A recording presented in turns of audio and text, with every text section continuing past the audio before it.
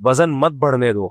आपकी हाइट के हिसाब से जो वजन है उसको मेंटेन करो। ज्यादा खा लिया, जॉगिंग करो, दौड़ो, उसको कम करो। तो ये मोटे मोटे मेडिकल साइंस की चीजें हैं, ये सब मान। पराठा में दो राय है, कुछ कहते हैं खा सकते हो, कुछ कहते हैं नहीं खा सकते। इख्तलाफ का फायदा उठाओ, खा लो। डॉक्टरों की राय में बड़ा इख्तलाफ है, पराठा खाएं कि नहीं खाएं। इजमाए उम्मत से ये, डॉक्टरों के इजमा से ये साबित नहीं है, इसलिए हम खाते हैं सुबह पराठा। और देसी घी का खाते हैं, ये डीजल के नहीं खाओ। तो क्योंकि बहुत ज्यादा फिर वो एतदाल से तजावुज हो जाएगा। एक आम आदमी के लिए यही सूट यही है, वरना आम आदमी कहाँ से लाएगा जौ उबाल के और मल्टीग्रेन। और उसमें टेंशन इतनी है ना मल्टीग्रेनों में। एक दिन मैंने मल्टीग्रेन आटा पकाया, घर वालों से कहा खाना बनाओ, तो मैंने कहा बस पराठा खा के मर जाना ये ज्यादा बेहतर है मल्टीग्रेन आटे से खा के जिंदा रहने से। मुश्किल, टेंशन में ना डालो, लेकिन कुछ तो हो ना, वजन तो ना बढ़ने दो ना कम से कम। तो एतदाल से ना अपनी सेहत की परवाह करो। हफ्ते में कम से कम एक दिन जॉगिंग कर लिया करो, अगर रोजाना नहीं हो रही। अगर जॉगिंग नहीं हो रही, वॉकिंग तो करो मेरे भाई। चलो तो सही, रात को या शाम को या सुबह को वॉकिंग तो करो, कुछ तो हिलो तो कम वक्तो मकसद, मेरा मकसद ये है। पड़े पड़े मर जाओगे, दफ्तरों में बैठे हुए हैं, वहां भी खा रहे हैं, पता नहीं पेट क्यों खराब नहीं होता। मुझे जब दावतों में लोग कहते हैं ना आपने इतना क्यों नहीं खाया, मैं कहता हूँ वो समझते हैं बहुत परहेजगार हैं ये हजरत जी धोने वाले लिए। मैं कहता हूँ मैं हजम नहीं कर सकता यार इतना जितना तुम लोग हजम कर रहे हो। तो तुम पे हैरान हो रहा हूँ, क्योंकि आदत नहीं डाली ना हमने। लोगों ने आदत डाल के ना अपने मैदे के स्पेस को बढ़ाया हुआ होता है, वो खाए जा रहे हैं, हजम हो रहा है। मेरे से नहीं होता हजम।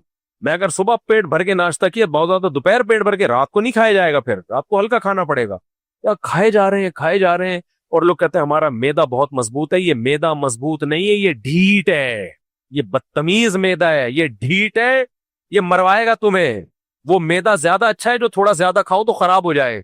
वो सिग्नल दे देता है कि बस आपने उसको खिला खिला के ढीठ बना दिया। वो कह रहा है यार बस अब कब रोजाना खराब थोड़ी होता रहूंगा मैं। जैसे एक डॉक्टर ने बताया, मैंने कहा रुसम तो इतना गंदा पानी कराची में आ रहा है, लोगों के पेट खराब नहीं होते। कहते हैं ये इसलिए नहीं कि पानी अच्छा हो गया है, पेट आदी हो गया उस गंदा पानी पीने का, तो पेट खराब नहीं होगा, लेकिन उस गंदे पानी के जो साइड इफेक्ट है वो तो बहरहाल जाहिर होंगे। पेट तो आप किसी भी इलाके में जाओ, 2-4 दिन पानी आपका पेट खराब करता है, फिर पानी की आदत हो जाती है इंसान को।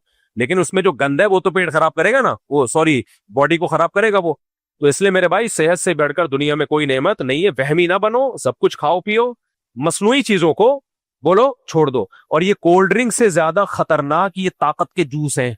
कहते हैं मैं फ्रेश डब्बे का फ्रेश जूस पीता हूं। जब डब्बे का कह दिया तो फ्रेश जूस है नहीं वो। ये बेवकूफ। मैंने एक दिन बयान में कहा था कि एक साहब मुझे कहने लगे कि मैं ना एक मल्टीनेशनल कंपनी बड़ी मशहूर है, मैं नाम नहीं लेता, उसका वो जूस पीता हूं मैं, ऑरेंज जूस। मैंने कहा ऑरेंज भी कहते हैं, उसमें विटामिन सी होता है। मैंने कहा यार लतीफा सुनाने से पहले बता देना चाहिए कि बहुत बड़ा लतीफा सुनाने वाला हूं, ताकि मैं उस हिसाब से अपने लंग्स में स्पेस पैदा करूं हंसने की। एकदम इतना बड़ा लतीफा सुन के ना बाज़ दफा हार्ट अटैक का खतरा होता है।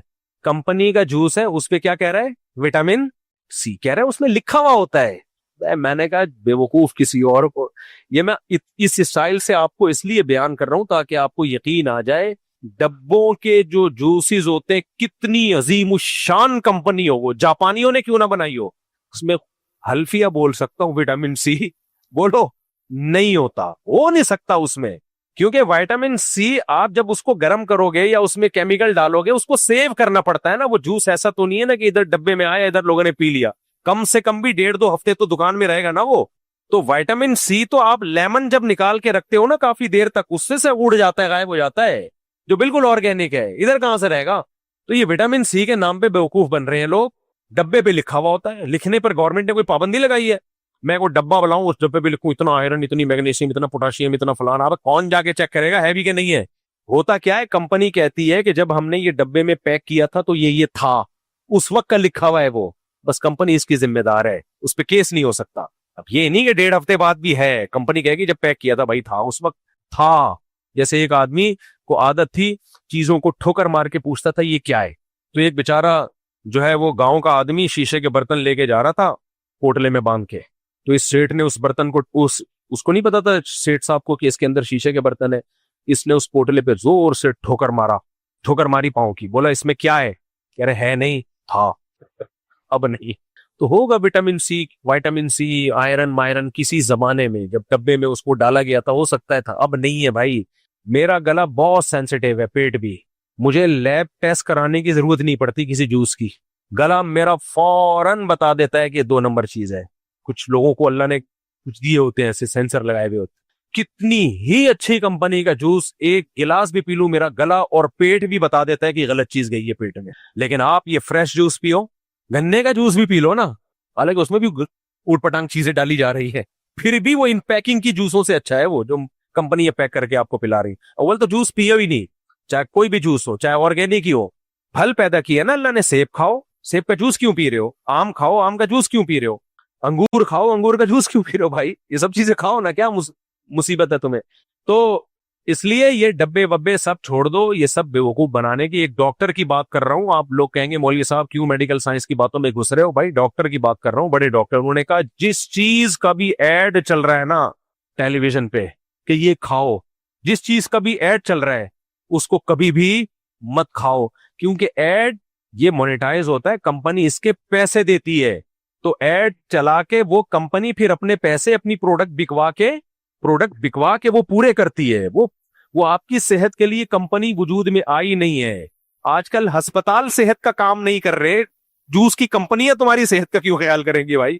जिन अस्पतालों का काम था हेल्थ, वो जिम्मेदारी पूरी नहीं कर रहे, और आप समझ रहे हो कि कमर्शियल एक कंपनी है जूस की, वो आपकी सेहत का ख्याल करेगी। तो ये रमजान में लोग पी रहे होते हैं फलाना कंपनी का जूस, फलाने कंपनी का जूस, बेड़ा गर्क कर रहे हो। जवानी में कुछ पता नहीं चलता। हमारे दोस्त पठान आते हैं, हमें तो कुछ नहीं होता। मैं कहता हूँ बेटा अभी कुछ नहीं होगा, पठानों की भी अब वो सेहतें नहीं रहे। पठानों के दादे 99 साल तक शादियां कर रहे होते थे, अब कर रहे हैं। कोयटा वालों की हड्डी देखो, फौलाद जैसी हड्डी होती है पठानों की। एक डॉक्टर ने कहा पठान की जो कोयटा और ये जो केपीके में पहाड़ी इलाकों के पठानों की हड्डी इतनी मजबूत है, अगर ये सेहत का ख्याल करें ये 150 साल तक जिंदा रहे। इतनी मजबूत हड्डी, एक हड्डियों के स्पेशलिस्ट ने मुझे बिल वास्ता बताया किसी के जरिए, इतनी मजबूत हड्डी आज रही है पठानों की वो सेहत। आप देख लो, मैं भी पेशावर से होकर आया, वही यार 50 साल में सब आड़े तिरछे भाई, 60 साल में सब टेढ़े मेढ़े। कोयटा में भी कोई ब्लड प्रेशर का मरीज है, कोई सांस का पेशेंट है, कोई वो गए वंस अपॉन अ टाइम। सही। तो ये सब का बेड़ा गर्क किसने किया है? ये सब इसी ने किया है, चीनी ने, बेकरी आइटम ने, कोल्ड ड्रिंक ने। अब गांव देहातों में भी ये चीजें आ रही हैं बहुत तेजी से, डबल रोटियां खाना शुरू कर दी उन्होंने। तो इतना तो बनता है, इन चीजों को खत्म नहीं कर सकते, कम से कम कम कर दो। क्या ख्याल है भाई? गलत तो नहीं कह रहा? नान मान मत खाया करो। मेरे से तो हमारे अब्बा को एक दिन किसी ने डबल ब्रेड दे दी, डबल रोटी। हमारे अब्बा गांव देहातों के पले हुए, वो रोटी खाने के आदी थे, उनको किसी ने दी डबल रोटी। हालांकि पाकिस्तान नेवी में थे और पूरी दुनिया घूमी, ऐसे देसी नहीं थे कि दुनिया का पता ही ना हो। सारी दुनिया का कोई मुल्क नहीं छोड़ा उन्होंने, सिवाय चीन और ऑस्ट्रेलिया के, कहते मान ही गया, बाकी पूरी दुनिया में ट्रैवलिंग। डबल रोटी नहीं खाते थे। एक दिन मुझे याद है वालदा ने दे दी कि खा लें, वाल साहब ने जब घुमाया ना, मुंह में चिपट जाती है डबल रोटी। ऐसा ही होता है ना, कहते हैं इतना गुस्से वो कहते हैं ये अल्लाह ने गुनाहों की सजा दी हुई है इन लोगों को, रोटी से हटा के किस पे लगा दिया? डबल रोटी, चिपट जाती है मुंह में। मैं भी डबल रोटी जब खाता हूं ना तो चाय के साथ उसको नरम कर करके उतारता हूँ, मतलब चिपड़ती आटे की तरह चिपक जाती। अंग्रेज के जितने खाने हैं कोई एक भी कम बगैर ढंग की चीज नहीं खाता। बर्गर बंद खाता रहेगा, मुंह में चिपड़ता रहेगा वो सारा। हमारी रोटी या लाल आटे की कैसा मजा आता है चबाने में, करके हलक में नीचे उतरती है।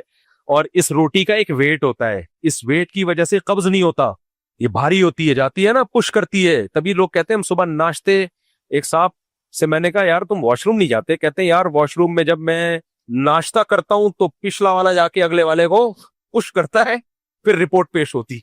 समझ रहे हो? एक पूरा साइकिल, एक सिस्टम है कुदरत का बनाया हुआ कि भाई जब आप लाल आटे की रोटी खाते हो, फाइबर होता है उसमें, वो जाती है पुश करती है, उसका एक वेट होता है। अगर आप बर्गर खाओगे वो वेट नहीं बनेगा आपका। अगर आप खाली ये इसी तरह की चीजें फोड़ते फाड़ते रहोगे तो वो नहीं बनेगा। कब्ज की बीमारियां, बड़ी आंत का कैंसर, पता नहीं क्या क्या, कोई बंदा अपना जाके टेस्ट करा के देखे, वो बीमारियों का डब्बा निकलेगा, डब्बा, बीमारियों का डब्बा।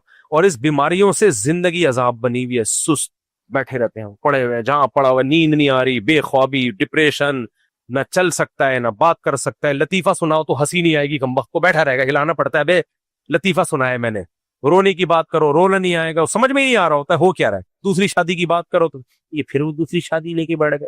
जवान होते और फुल आपके जो है ना बॉडी एक्टिव होती, दूसरी शादी की बात सुन के पड़क जाता है एकदम, अरे यार क्या जबरदस्त हो गया। करते नहीं करते वो आपका हेडेक है, अब तो सुस्त पड़े रहते, हिलते ही नहीं है। तो ये सब इसकी अलामत है, जिंदगी की रंगीनियां खत्म। और ये इसकी अलामत है। हमारा एक दोस्त था, आदत होती है ना, लोग कहते हैं बुढ़ापे में जवानी के मजे। पहले बूढ़े कहते हैं यार हजरत जी आप तो बुढ़ापे में जवानी के मजे ले रहे हो। वो लड़का था 24 साल का, मेरा दोस्त था। मैंने कहा कैसी गुजर रही है? कह रहे जवानी में बुढ़ापे के मजे ले रहा हूं मैं। मैंने कहा हमने ये तो सुना है बुढ़ापे में जवानी के मजे, ये फर्स्ट टाइम सुना है। कह रहे नहीं, मैं जवानी में मुफ्ती साहब बुढ़ापे के मजे। कह रहे यहाँ भी दर्द होता है इधर भी दर्द होता है। एक ने तो मुझे कहा मुफ्ती साहब, जवान लड़का है, कह रहे यार मैं जब सर्दे से क़याम में खड़ा होता हूँ ना नमाज में, कड़ाके निकलते हैं मेरे, कड़ाके। कह रहे ये क्या हो रहा है? कड़ाके समझते हो? कटक कटक की आवाजें आती है, जितनी भी हड्डियां हैं ना चटकती हैं। मैंने कहा अभी से आपका ये हाल हो गया है, कड़ाके निकल रहे हैं आप, किसी के कड़ाके निकल रहे हैं, किसी के शड़ाके निकल रहे हैं। कोई अब, पहले आपको ये कुर्सियां नजर आती थी मस्जिदों में, हैं? जिंदगी हमने गुजार ली। बूढ़े मेरे नाना 99 साल में 98 साल तक तो खड़े होकर तरावी पढ़ी है उन्होंने। क्या था भाई, कोई मेडिकल साइंस नहीं जानते थे, कोई यूट्यूब नहीं था जो डॉक्टर गाइड कर रहे हो, ये नहीं था। बस ये जो कोल्ड ड्रिंक, पिज़्ज़े, बर्गर, और ये जो आप बाजार से प्रोटीन वाला गोश्त लेते हो ना, फ्रीज जो फ्रोजन गोश्त होता है, इसकी भी बड़ी कंप्लेन है। मैं इसकी हिम्मत नहीं कर रहा आपके सामने इस गोश्त की, मैं कारोबार बंद नहीं करना चाहता। गोश्त वही अच्छा होता है, जाओ जबा करवाओ और ले आओ। ताजा ताजा नहीं बोलूंगा, वो व्लॉग याद आ जाता है वो उन लोगों का, नहीं जो मुंह पे लाल मांस लगा के आता। इट इज कॉल्ड गोश्त। ये फिर जो फिरोजन गोश्त होता है, पता नहीं कितने कितने महीनों में। बाज लोग कहते हैं, मैं किसी पे इल्जाम नहीं लगा रहा, हो सकता है कुछ लोग करते हो कुछ ना करते हो, लेकिन बहुत सी कंपनियां उसमें इंजेक्शन दे दे के उसको सेव करती हैं। कुछ जायके के इंजेक्शन दिए जाते हैं मसालों के लिए, ताकि वो अंदर चला जाए उसमें क्या क्या डाला जा रहा है। मेरा दोस्त कल आया मछली लेके, कहते हैं अब मैं बारबेक्यू करूंगा मछली का। मेरे लिए अलग मछली बनाई है बगैर मसाले वाली, हालांकि मैं मसालों का शौकीन हूँ। क्यों? मेरे इतने तजर्बे, ये बाहर के मसाले जब लगते हैं ना, अब मछली खाने का फायदा कम होगा, उस मसाले को पेट में उतारने का नुकसान बोलो ज्यादा होगा। मैंने कहा नहीं, मसाला बनाओ घर का मसाला, अदरक लहसुन वसन जो भी काली मिर्च वाली वो बना लो। आप पिसा हुआ मसाला बाहर से खरीद रहे हो ना, मुझे एक बहुत ईमानदार ताजिर ने बताया है जो 2 नंबरी नहीं करता। उसने बताया कि मैं 2 नंबरी नहीं करता, लेकिन कुछ 2 नंबरियां ऐसी हैं वो करनी पड़ेंगी मुझे, और मैं बता के करता हूं वो। और मैं बताता हूं भाई ये मिलावट इसमें है और हर जगह है, ताकि मेरा माल हराम ना हो। वो 2 नंबरी कह रहा है। हल्दी को जब हम पीसते हैं उसमें कलर बोलो मिलाते हैं। मैं नहीं कह रहा सारे करते होंगे, हो सकता है कुछ लोग ना करते हो। आपको हल्दी चाहिए, हल्दी की वो लेकर आओ, उसको खुद कूट लो, थोड़ा सा कमर में दर्द होगा फिर ठीक हो जाएगी, ठीक है। काली मिर्च का पाउडर भी मैंने इस्तेमाल करना छोड़ दिया है। कुछ भरोसा नहीं है भाई मुल्क में क्या हो रहा है। एक दफा मैं जूड़िया बाजार गया तो बहुत दफा हूं, लेकिन एक दफा मैंने ये मंजर देखा मसालों के मार्केट में। मैं जब अंदर घुसा हूं ना, इतने बड़े बड़े चूहे, इतने बड़े बड़े यार, वो सब चीजें खा खा के ना इतने मुस्टंडे हो गए थे। मैं व्लॉग बना सकता था, लेकिन मैंने कहा किसी का कारोबार का बेड़ा गर्क होगा। आप कह सकते हो लोगों का जो बेड़ा गर्क हो रहा है, तो एक बंदा कर रहा हो ना, वहां तो माशाल्लाह हर दूसरा तीसरा की दुकान का यही हाल। डिस्प्ले बड़ा खूबसूरत, बादाम पिस्ते, डिस्प्ले पे आप जाएंगे ना, साफ सुथरे बादाम, साफ सुथरे पिस्ते, ऐसा खूबसूरत। पीछे गोदाम जहां से ये आ रहा है, मैं घुसा हूं उस गोदाम में, जो मंजर मैंने वहां देखा है ना, उफ। पीछे जो गोदाम की हालत थी, उसने कहा भाई यही सिस्टम क्या चल रहा है, यही सिस्टम चल रहा है। पीछे गोदाम, डिस्प्ले पे तो बड़ा साफ सुथरा होता है। एक आदमी ने बताया, मैं बहुत बड़े होटल में गया, इतना साफ सुथरा हाइजेनिक खाना उनका जबरदस्त। कह रहे मैं एक दिन किचन में गया हूं ना, प्याज पे जो कट रहे थे लोग, पांव रख रख के चल रहे थे उस प्याज पे, मुलाजमीन। समझ में आ रही है कि नहीं आ रही? प्याज का ढेर लगा हुआ ना, तो जगह नहीं मिल रही, उसी पे से चल के चला। अंदर कुछ और होता है।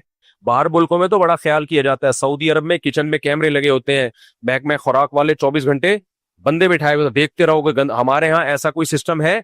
बोलो, कहीं कोई कैमरा देखा आपने? हमें तो सामने जो नजर आ रहा है, मसालों में क्या डल रहा है कुछ पता नहीं है। मैंने एक दफा बयान में कह दिया था कि हमारे मसाले बैरून मुल्क पाबंदी है उन पे। किसी ने कहा लो, फिर कंपनियों के नाम लिए कि देखो ये मसाला भी सऊदी अरब में मिलता है, ये मसाला भी सऊदी अरब में मिलता है। भाई देखो, जब कोई बंदा बात करता है ना, उससे उसका मतलब पूछा जाए, फौरन इतराज ना किया जाए। तो मैंने उनको, मसाले मिलते ही नहीं कंपनियों के, लेकिन उसका फॉर्मूला चेंज होता है। यहां पर जो बिरयानी मसाला है और है, सऊदी अरब में उसी कंपनी का बिरयानी मसाला बोलो अलग होगा। यहां पर जो बिरयानी, जो निहारी मसाला मिलेगा जिस कंपनी का, वो अलग है। यही जब जाएगा अमेरिका में तो चेन, वो ये गन अफोर्ड नहीं कर सकते। तो ये शरीयत का हुक्म है, तो छोड़ दो अपने आप को, इन फजूल चीजों से बचाओ अपने आप को, ताकि एक अच्छी इंसान जिंदगी गुजारे, अल्लाह रसूल भी खुश होंगे इससे, मेरा ख्याल है। क्या ख्याल है? और दीनदार लोगों पे तो ये बहुत ही बुरा लगता है। अल्लाह अमल की तो बाद उलमा कहते हैं फी सबीलिल्लाह से मुराद सिर्फ किताल फी सबीलिल्लाह है, इससे कुछ और मुराद लेना तहरीफ कुरान के जुमरे में आता है। ये बात गलत है। ये जरूर है कि जहां कुरान में फी सबीलिल्लाह जिहाद के माना में आया है तो वहां तो जिहाद ही के माना में है, लेकिन कुरान और सुन्नत में खुद फी सबीलिल्लाह दूसरे मानी में भी इस्तेमाल हुआ है। हदीस में आता है जो हज पे निकलता है वो भी फी सबीलिल्लाह, जो मस्जिद में नमाज के लिए आता है वो भी फी सबीलिल्लाह। तो कोई भी दीन के काम में निकला है वो फी सबीलिल्लाह ही कहलाएगा। गड़बड़ यहां होती है कि जिहाद में जो फजाइल हैं, बाज मौके पे जिहाद को फी सबीलिल्लाह कहा गया है, तो जो जिहाद के फजाइल हैं वो आप किसी और जगह पे फिट ना करें फी सबीलिल्लाह कह के उसको। तो फी सबीलिल्लाह तो सारे काम हैं, लेकिन जिहाद फी सबीलिल्लाह के जो स्पेसिफिक अलग से फजाइल हैं वो किसी और जगह फिट करना जायज नहीं है। ये गलत हो जाएगा फिर। मुफ्ती से मैंने शिया सुन्नी की बात नहीं किया, और मुझसे अगर कोई शख्स अरे हया के खिलाफ मसले ना पूछा करो। एक मसला पूछा तो बड़ा हया के खिलाफ है, छप्पड़ में पूछ लो, इतने खुले डुल्ले मसले नहीं ऐसे पूछा करो भाई। और हर एक के है भी नहीं ना, बाज मसले हया के खिलाफ होते हैं लेकिन जरूरत उनको सबको उनकी जरूरत होती है, वो फिर मैं अनाउंस कर देता हूँ। लेकिन बाज मसले को इनफरादी नौयत के होते हैं, हया के खिलाफ भी है, तो क्या जरूरत है उनको अनाउंस करने की। दूसरा, मुझे लीमू रोजाना अपने खर्चे पर पीऊं या दूसरों के। बाकी कह रहे हैं हड्डियां कमजोर हो जाती हैं और पीने से, क्या लिखा है, पर्सनल एक्सपीरियंस रहा है, हड्डियां कमजोर हो जाती है। विटामिन सी से हड्डियां कमजोर की होंगी मेरे भाई। कुछ लोग ये करते हैं, जब ये लेमन का पानी पीते हैं ना तो ये दांतों में लगता है, उसका एसिड ये दांतों को खराब कर देता है। मेरे दांतों को नहीं करता, मैं तो ऐसे ही पीता हूँ, लेकिन दांतों को दांत खराब होना शुरू होते हैं तो वो समझते हैं हड्डियां कमजोर हो रही है। तो उसका तरीका है स्ट्रॉ से पिया करें, फिर वो समझ रहे हो, क्योंकि लेमन है तो एसिड ना जब दांतों से लग के जाता है ना तो ये इसकी तह को खराब करता है।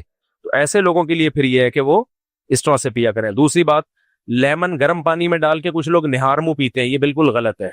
वो कि इसके कुछ फायदे हैं लेकिन पेट की ऐसी की तैसी हो जाती है, क्योंकि लेमन एसिड है। जब आप खाली पेट पीते हैं तो वो मैदे की दीवारों को मुतासिर करता है, उसमें गड़बड़ करता है। ये मुशाहिदे पर मबनी एक हकीकत है। बिल्कुल जब खाली पेट हो तो मेरा ख्याल है इज्तिनाब करें, बाकी किबला हकीम से पूछें क्या करना है आप लोग, लेकिन कोई इससे नुकसान नहीं होता। हाँ, एसिड जो भी आप खाएंगे थोड़ा बहुत कैल्शियम को वो हो सकता है नुकसान करे, लेकिन हम कैल्शियम की दूसरी चीजें इतनी खा रहे होते हैं कि वो नुकसान की तलाफी हो जाती है उससे, समझते हो। अब एक आदमी लेमन ही पे सेट हो जाए वो तो हड्डियां खत्म हो जाएंगी उसकी, लेकिन लेमन के साथ साथ फिर वो देसी घी खा रहा है या रोटी सालन गोश्त जो भी अंडे मंडे भी तो खा रहा होगा ना, तो उससे फिर ये होगा कि लेमन के भी फायदे होंगे और कैल्शियम भी आएगा। खाली लेमन ही पे सेट हो गया तो फिर तो गलत है।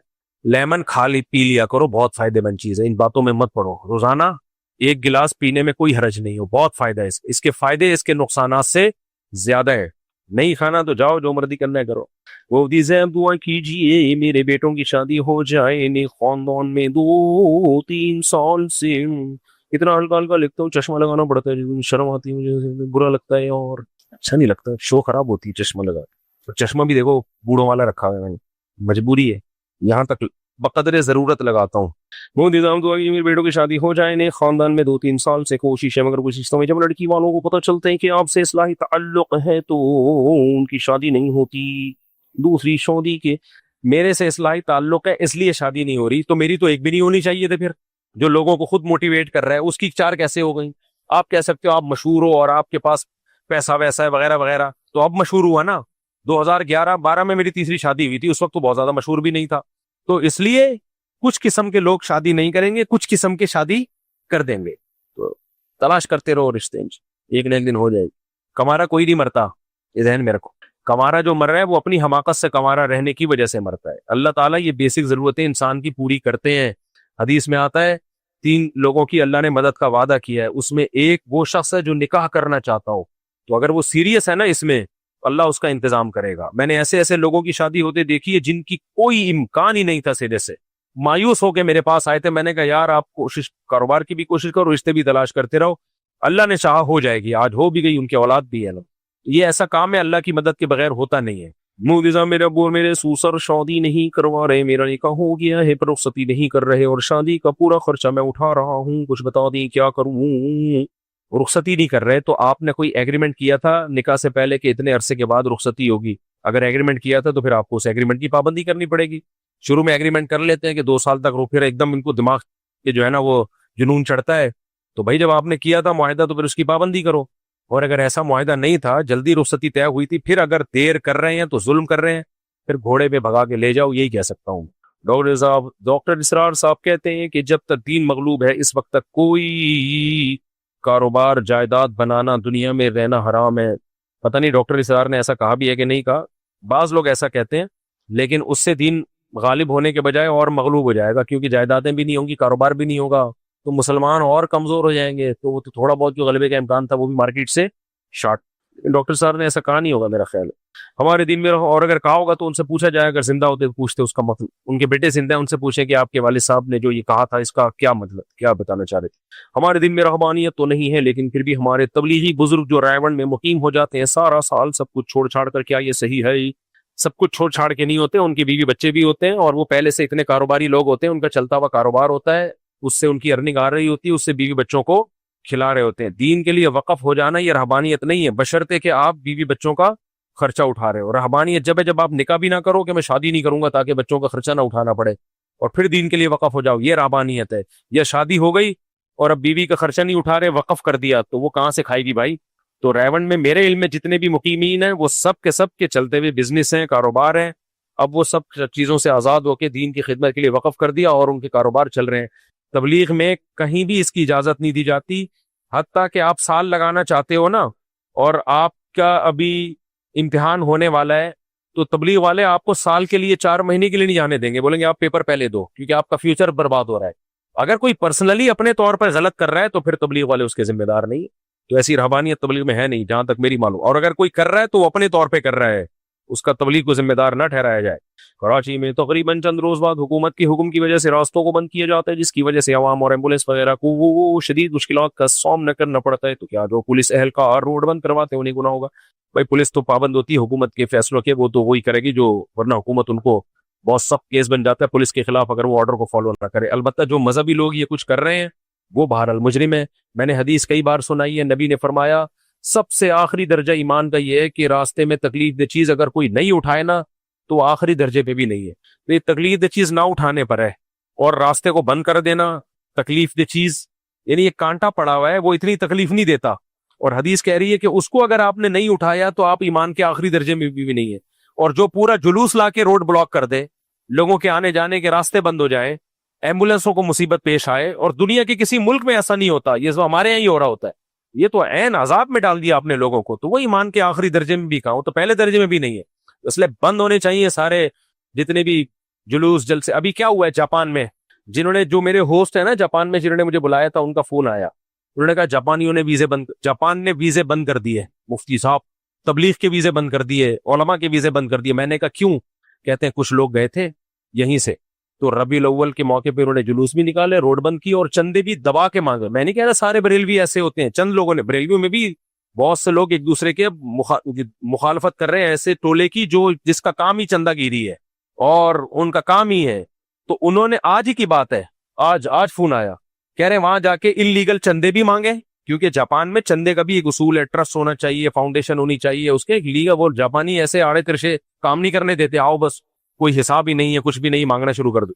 और रोड वोड क्या कह रहे हैं, सब पे जापानियों ने पाबंदी लगा दी। कह रहे हैं अब मैं गया हुआ हूं जापान, केस किया है हमने, हम कह रहे हैं भाई हम नहीं चंदे मांगते, हम रोड ब्लॉक नहीं करते, हम तो तबलीग वाले, हम तो मस्जिदों तबलीग पर इतना जबरदस्त काम हो रहा था, चंद बेवकूफों की वजह से सब पे पाबंदी लग रही। और इसके अलावा भी कुछ मुल्कों में, चाइना में भी ऐसा हुआ था, वो लोग कहते हैं रोड क्यों ब्लॉक कर रहा है भाई तू, लोगों का, आप चंद आदमी है, उनका अपना मसला है, तो आप चंद लोगों की, देखो मैंने मस्जिद का माइक बाहर बयान में खोलने की इजाजत नहीं दी, क्योंकि मेरा जो बयान सुनना चाहता है वो सुने, जो नहीं सुनना चाहता मैं जबरदस्ती क्यों सुनाऊं उसको, जब मेरा नजरिया नहीं है, जब दूसरे वाले का नजरिया नहीं है। अब मैं दलील ये दूं कि नहीं मैं हक बात करता हूं सब सुने, ये आप बात थोप रहे हो। तो मेरे भाई रबीउल अव्वल सबका मुत्तफिकी राय नहीं है कि रबीउल अव्वल मनाना चाहिए, जुलूस निकालने चाहिए। कुछ लोगों की राय है कि होने चाहिए, कुछ लोगों की राय है कि नहीं होनी चाहिए। तो जिनकी राय होने चाहिए वो अपनी राय सब पे क्यों ठोस रहे हो भाई, क्यों रोड ब्लॉक कर रहे हो? आप इंडोर करो, इंडोर मुहर्रम के ताजिए भी आप करो, इंडोर आप जो मातम की है वो भी करो, हमें कोई एतराज नहीं है। इंडोर जो भी हो आपका पर्सनल मामला है, जो मर्जी करते रहो। लेकिन रोड पे वही होगा, या तो इस्लाम से उसकी परमिशन ली जाएगी और चारों अइम्मा का उस पर इत्तिफाक होगा, मुसलमानों का इत्तिफाकी मसला होगा, या ये कि पूरी कौम उस पर मुत्तहिद होगी, हाँ भी हम सबका मसला ही, फिर होगा, अदरवाइज नहीं होगा। तो इस पे आवाज उठानी चाहिए। समझ रहे हो कि नहीं समझ रहे? अभी जापान में पाबंदी लगा दी, वीजा ही बंद कर दिए उन्होंने, कोई वीजा नहीं मिलेगा, जाओ। बट कितनी आजादी थी यार वहां के। मैं गया था, इतना क्राउड होता था जापान में बयानात सुनने वालों का, और बरेलवी उलमा भी जाते थे, दूसरे भी सब जाते थे। सब पे पाबंदी लगा दी चंद लोगों की वजह से। चाइना में भी ऐसा ही हुआ है। और फिर हम कहते हैं असल में इनको इस्लाम से नफरत है ना, फिर बातें भी हम बैठ के, भाई इस्लाम से नफरत होती तो जलसों से पहले भी वो पाबंदी लगाते। तो ये है साहब, तो ये सब बंद होना चाहिए सारा धंधा, भाई वो करना है मस्जिद के अंदर। अहम सवाल है, पूरा पड़े, मेहरबानी होगी। अगर ईद मिलादुन्नबी, तीजा 40वां, ये सब गलत है तो फिर मदारिस, उनका निसाब, सह रोजा, 4 महीने, मस्जिद के गुम्बद, मीनार, खत्म बुखारी, ये सब तो साहबा ने इस्लाफ में नहीं किए, फिर क्यों करते हो? ये मौका होता है। मौका क्या मतलब? मदरसे में काम हुआ है, बुखारी खत्म हुई है, अब बच्चों की हौसला अफजाई करनी है, अपने अपने घरों को जा रहे हैं, आलिम बने, उनकी हौसला अफजाई के लिए दस्तार बंदी की एक तकरीब हो रही है, बिल्कुल एक माकूल वजह है इसकी। और आप जो 12 रबीउल पर ईद मिलादुन नबी मना रहे हो, इस दिन नबी आए नहीं है, नबी 1400 साल पहले आए थे, 1400 साल पहले आए थे, अब थोड़ी आ रहे हैं। यहां तो मदरसे के तलबा बाकायदा फारिग हो रहे हैं, खुशी हो रही है उनको, जैसे आपकी शादी हो रही है। जब शादी हो रही है तो शरीयत ने कहा मनाओ, वलीमा करो, मुबारकबादें दो। अब जब शादी को 31 दिसंबर को आपकी शादी हुई थी, आप वलीमा भी करें, आप सेलिब्रेट भी करें, आप लोगों को जमा भी करें, तंबू भी लगाएं, देगे भी पकाएं, बांटें भी, क्योंकि हो रही है, खुशी का मौका है।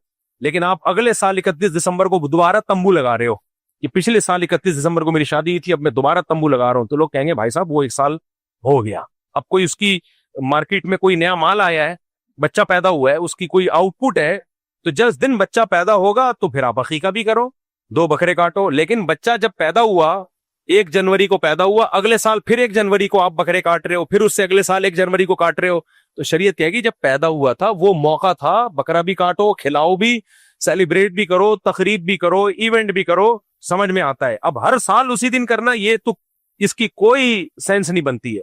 तो मदरसों में जो खत्म बुखारी होता है वो उस टाइम पे होता है जब बुखारी खत्म होती है। ये नहीं होता कि बुखारी खत्म हुई 1 मुहर्रम को, फिर अगले साल 1 मुहर्रम को, फिर अगले साल 1 मुहर्रम को, ऐसा नहीं होता। समझ में आ रही है बात कि नहीं आ रही है? और बाकी तबलीगी जमात में जो एक रेवंड का इज्तिमा होता है, ये तो भाई एक जरूरत है लोगों की, क्योंकि शरीयत में तबलीग फर्ज है, उसका कोई मुतय्यन तरीका इस्लाम ने नहीं बताया, और हम पे छोड़ दिया कि जिस जमाने में जो तरीका सूटेबल लगे उस तरीके को इख्तियार किया जाए। तो अहलुल्लाह को, बुजुर्गों को यह तरीका सूटेबल लगा कि इस तरीके से लोगों को मस्जिदों में ले जाया जाए, टाइम लगाया जाए, तो इससे लोगों को फायदा होगा, तभी वो इसको ना सुन्नत कहते हैं। और अगर वो ये समझेंगे इस तरीके में नुकसान हो रहा है तो छोड़ भी देंगे, लेकिन चूंकि नुकसान हो नहीं रहा, फायदा हो रहा है, इसलिए पकड़ा हुआ है उन्होंने। और रायवन भी कोई जगह खास नहीं है, रायवन में जगह ली भी है। अगर उनको ये लगा कि रायवन की बजाय फलानी जगह ज्यादा बेहतर है तो वहां शिफ्ट हो जाएंगे वो। अगर उनको ये लगा कि ये इस तारीख को जो हम इज्तिमा कर रहे हैं, अक्सर ये अक्टूबर नवंबर में होता है, इसके बजाय जून में होना चाहिए तो जून में शिफ्ट कर देंगे। कोई स्पेसिफिक डेट थोड़ी है उनकी। समझ में आ रही है बात की नहीं आ रही? इसी तरह मदरसों का जो निसाब है, सहाबा के दौर में तो लोग नबी से सीखते थे, उसके बाद जब अरबी ग्रामर और फिका और ये मुदव्वन हुआ तो एक उसको स्ट्रक्चर देना पड़ा कि इस स्ट्रक्चर, ये पीरियड होंगे, ये टाइम होगा, ये 8 साल का निसाब होगा, ये सब आसानी के लिए। तो आपके पास तो ये जो आप रबीउल अव्वल में कर रहे हो इसकी कोई दलील नहीं है इसके जायज होने की। तो इसको बुखारी के खत्म बुखारी, और ये जो मस्जिदों के गुंबद हैं, कहते हैं ये भी बिदअत है। ये तो ताबीईन के दौर से चले आ रहे हैं, ताबीईन के दौर से एक शियार बन चुका है इस्लामी कि गुंबद देख के पता चल जाता है कि ये क्या है, मस्जिद है। कोई ना बनाए गुंबद तो कोई हरज नहीं है, बना ले तो भी ठीक है, ना बनाए तो भी ठीक है। इसका इससे रबीउल अव्वल से क्या ताल्लुक है भाई?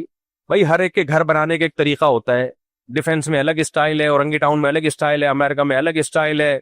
तो इसी तरह मस्जिदों को भी एक अलग रिवाज है कि भाई मीनार होगा, उससे पता चल जाएगा कि ये क्या है, मस्जिद है। पहले ये मीनार बना करते थे मुअज्जिन के लिए, ऊपर चढ़ के अजान दिया करेंगे ताकि सब जगह आवाज जाएगी। अब वो एक अलामती तौर पे बाकी रह गया है, अजान इकामत जो स्पीकर पे होती है, तभी उलमा कहते हैं मीनार हो तो भी ठीक है, मीनार ना हो तो भी ठीक है। इसका रबीउल अव्वल के जलसों से क्या ताल्लुक है? तो ये ऐसे ही कोई इसकी हकीकत नहीं है। अगर ये बिदत नहीं है तो फिर बिदत है क्या? हमारा ये सवाल है। बिदअती से ना इल्जामी जवाब पूछा करें, उससे कहें फिर ये जो हदीस में आता है जो हमारे दीन में कोई नई चीज ईजाद करे वो बिदत है, तो इससे क्या मुराद है? क्या इससे ये मुराद है चर्स पीना, हीरोइन पीना? वो दीन में ईजाद थोड़ी है, वो तो वैसे ही हराम है ना। दीन में ईजाद का मतलब दीन ने जिम्मेदारी नहीं ली और आपने उसको ईजाद करके किसके खाते में डाल दिया? इस्लाम के खाते में डाल दिया। ये है बिदअत। देखो गालिबन अब्दुल्ला बिन मसूद थे या हजरत अब्बास थे या अब्दुल्ला बिन अब्बास, तीन साहबी में से एक थे। मुझे क्योंकि 20 साल हो गए ये वाकया पड़े हुए, तो मुझे हो सकता है साहबी का नाम लेने में गलती हो रही है। उन्होंने मस्जिद में लोगों को जिक्र करते हुए देखा, इज्तिमाई, नाबीना हो गए थे आखिरी उम्र में। हजरत अब्बास रजी अल्लाह तआला अन्हु थे या अब्दुल्ला बिन अब्बास, दोनों में से कोई एक।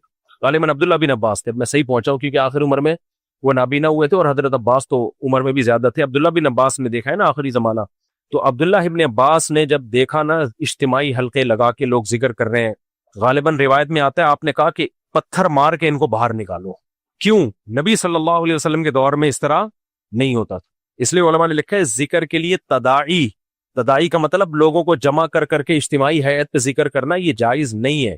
एक होता है लोग बैठे हुए हैं उनको जिक्र पे लगा देना, ये इत्तिफाकी इज्तिमा है, ये जायज है। जैसे आप लोग आए हुए हो, अब मुझे लगा कि यार इनको ये बयान इतना अरसे से सुन रहे हैं, जिक्र करने की, कमबख्तों कहने वाला था लेकिन मुनासिब नहीं है, इनको जिक्र करने की आदत नहीं है, सिर्फ शादियां शादियां सुनते रहते हैं, पराठों की बातें सुनते रहते हैं, पिज़्ज़े बर्गर कोल्ड ड्रिंक सुनते रहते हैं, छोड़ेंगे फिर भी नहीं। तो इनको कुछ अल्लाह अल्लाह सिखाओ, तो मैं आप सबको लगा दूं भाई चलो 100 दफा ला इलाहा इल्लल्लाह पढ़ो। ये इज्तिमाई जिक्र नहीं कहलाएगा, इसलिए कि इज्तिमा तो ऑलरेडी हुआ हुआ है। उन सबको हमने तालीम के लिए जिक्र पे लगा दिया। एक ही होता है कि मैं बोलूं आज इतवार का बयान नहीं होगा, तमाम अहबाब से गुजारिश है आज जामे मस्जिद अल फलाहिया में इशा की नमाज के बाद इज्तिमाई जिक्र की महफिल लगेगी, तमाम हजरात तशरीफ लाएं, बहुत फायदा होगा। ये बिदअत है, क्योंकि इज्तिमाई इबादत जो शरीयत ने बताई है वही कर सकते हो। फजर की 2 सुन्नतें इनफिरादी हैं, इज्तिमाई पढ़ सकते हो? नहीं पढ़ोगे तो क्या बन जाएगी? बिदअत। क्योंकि 2 फर्ज इज्तिमाई होंगे, 2 सुन्नत नहीं। जोहर की 4 सुन्नत इनफिरादी, फर्ज क्या है? इज्तिमाई। तो इबादत में अपनी तरफ से आप इज्तिमा ऐड नहीं कर सकते। तहज्जुद के लिए इज्तिमा भी जायज नहीं है कि मैं अल फलाहिया मस्जिद में रात को 4 बजे तहज्जुद होगी, तमाम महल्ले महल्ला और जितने भी लोग हैं उनसे गुजारिश है तशरीफ ले आए, सारे महल्ले वाले आ रहे हैं। भाई बिदअत है। सिर्फ रमजान में तरावी के लिए इज्तिमा हो सकता है, इसके अलावा इज्तिमा नहीं हो सकता। हाँ इत्तिफाकी इज्तिमा हो जाए, मैं तहज्जुद पढ़ रहा हूँ, आप आए, आपने कहा चलो मैं भी नियत मान लूं, ये ठीक है। साहबा में ऐसा ही होता था, नबी सल्लल्लाहु अलैहि वसल्लम तहज्जुद पढ़ रहे होते थे, साहबा भी आपके पीछे आके नियत बांध लेते थे। तदाई समझते हो लोगों को जमा कर करके बुलाना। तो अब्दुल्ला बिन अब्बास ने क्या देखा, इज्तिमाई जिक्र की महफिल है, इतना गजबनाक हुए। अब हमारे बरेलवी भाइयों से मैं पूछता हूँ, ये हदीस तो आप भी सही मानते हो, इसको मैं किसी वक्त मौका मिला तो रेफरेंस के साथ इंशाल्लाह इसको पेश कर दूंगा। तो वो तो जिक्र कर रहे थे ना। अब कोई उनसे कहता कि इसकी मुमानात की दलील बताओ, कहां लिखा है कि ये इज्तिमाई जिक्र नाजायज है? तो यही कहा जाएगा भाई अब्दुल्ला बिन अब्बास ये देख रहे हैं कि कहां लिखा है कि ये जायज है। नबी ने नहीं किया, साहबा ने ये इज्तिमाई जिक्र इस तरीके पे नहीं किया, तो इसका मतलब ये जायज नहीं। ये इनफिरादी तौर पे आप करें, इस तरह हयात बना के करना ये ठीक नहीं है। तो वो लोग अगर ये सब कुछ देख लेते जो हम रबीउल अव्वल में कर रहे हैं, वो तो इतनी सी छोटी सी चीज पे अब्दुल्ला बिन अब्बास को, साहबी रसूल को इतना गुस्सा आ गया। वो जब ये देखते कि इतना कुछ हो रहा है और ये ऐसे तंबू लग रहे हैं और ऐसी बत्तियां और ऐसे रोड जाम और वो नाचना गाना तक भी शुरू हो गया, अब तो केक कट रहे हैं और पता नहीं क्या क्या हो रहा है, तो कहाँ वो पत्थर मारने का नहीं कहते, वो कुछ और मारने का कहते हैं। लेकिन मैं बता रहा हूँ कि साहबी रसूल को कितना गजब आता। वो बिदत के बहुत शदीद खिलाफ थे साहबा कराम, बिदत को नहीं पनपने देते थे वो लोग। इतनी चेंजिंग की इजाजत नहीं दी है कि ईद की नमाज से पहले जो नबी खुतबा ईद की नमाज के बाद दिया करते थे और जुम्मे में ईद की नमाज से पहले, तो एक खलीफा ने क्या किया, ईद का खुतबा भी ईद की नमाज से पहले शुरू कर दिया। इस पे एहतजाज शुरू किया साहबा ने। ये कौन सी बिदअत शुरू कर दी भाई तुमने? जो खुतबा बाद में वो बाद में रहेगा, जो पहले है वो पहले रहेगा। फजर की 2 रकअतें 2 रहेंगी, 3 नहीं हो सकती। तो बिदअत ये भी नहीं है, तो भाई फिर बिदअत है क्या? व्हाट इज बिदअत? बस इकामत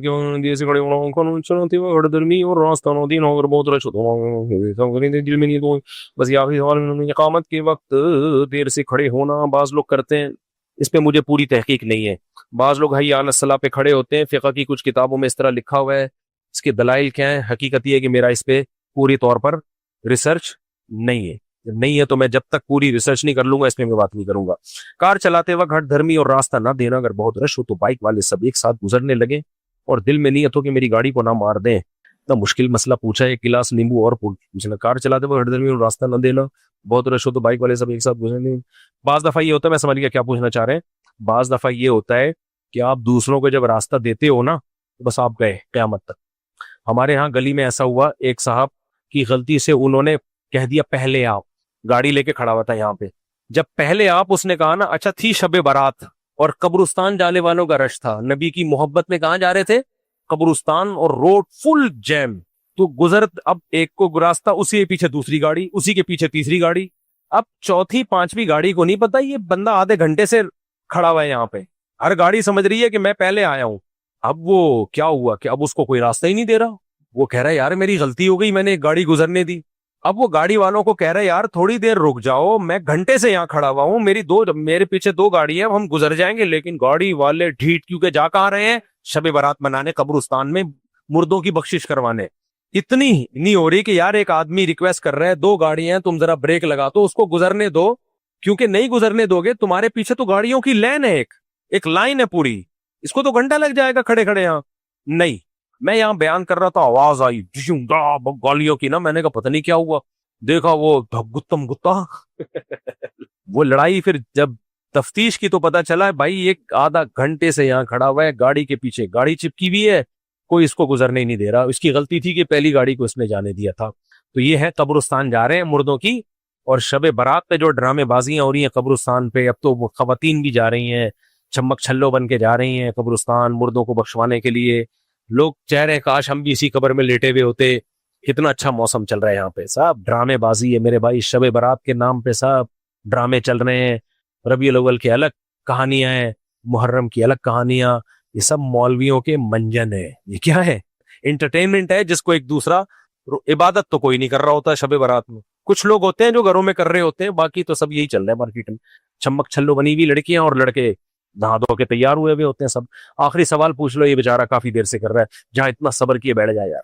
पीसी साहब, दो सवाल थे मेरे। एक का तो आपने बताया कि आप बाद में हवाला दे देंगे कि ये जो बिद्दत के हवाले से मशहूर है, क्योंकि अभी जो कल रबीउल गुजरा उसमें मैंने लंगर खाने से इनकार कर दिया, तो साथ ही इसने मेरे को तंज दिया कि तुम्हें नबी से मोहब्बत नहीं है।